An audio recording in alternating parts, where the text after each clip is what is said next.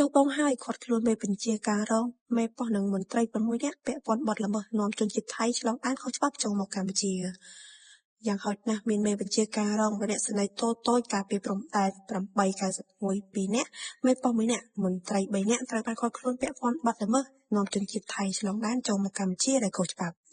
សមត្ថកិច្ចបានឲ្យដឹងថានៅយប់ថ្ងៃទី8ខែតុលាឆ្នាំ2025ទីហ៊ានកងទពលលេខ51នៅកងរាជអាវុធហត្ថខេត្តបន្ទាយមានជ័យដឹកនាំបញ្ជាការដោយលោកឧត្តមសេនីយ៍តូសេងធីរិទ្ធមេបញ្ជាការរងនឹងជានាយសេនាធិការយោធភូមិភាគទី5បានឃាត់ខ្លួនមន្ត្រីនគរបាលខេត្តបន្ទាយមានជ័យចំនួន6នាក់ពាក់ព័ន្ធបទល្មើសនាំមនុស្សឆ្លងដែនខុសច្បាប់នៅចំណុចប៉ុស្តិ៍ការពារព្រំដែនគោកអូថ្លុង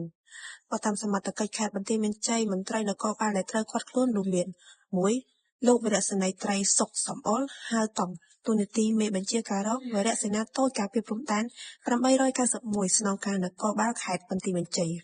2លោកវរៈសេនីយ៍ត្រីព្រំដែនភេទទូនីតិមេបញ្ជាការរងវរៈសេនីយ៍តូចការពារព្រំដែន891ក្នុងការនគរបាលខេត្តបន្ទាយមានជ័យ3លោកវរៈសេនីយ៍ត្រីព្រំផហង្ហិតទូនីតិមេប៉ុស្តិ៍នគរបាលការពារព្រំដែនគោកអូថ្លុងវរៈសេនីយ៍តូច891 4លោកពលបាត្រីព្រំដុលទូនីតិមន្ត្រីវរៈសេនាតូច891 5លោកពលបាលត្រីកចេនត្រីទូនីតិវរៈសេនាតូចលេខ891 7លោកងឹតមេថុនាទូនីតិចុងភៅមិនពាក់ព័ន្ធ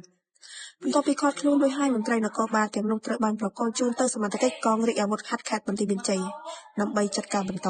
មន្ត្រីពាក់ព័ន្ធបទល្មើសមានចំនួន6នាក់ដោយឡែកចុងភៅគ្មានពាក់ព័ន្ធទេមន្ត្រីជំនាញកងរាជអាវុធហត្ថខេត្តបន្ទាយមានជ័យកំពុងសាងសំណុំរឿងដើម្បីបញ្ជូនទៅតុលាការចាត់ការតាមច្បាប់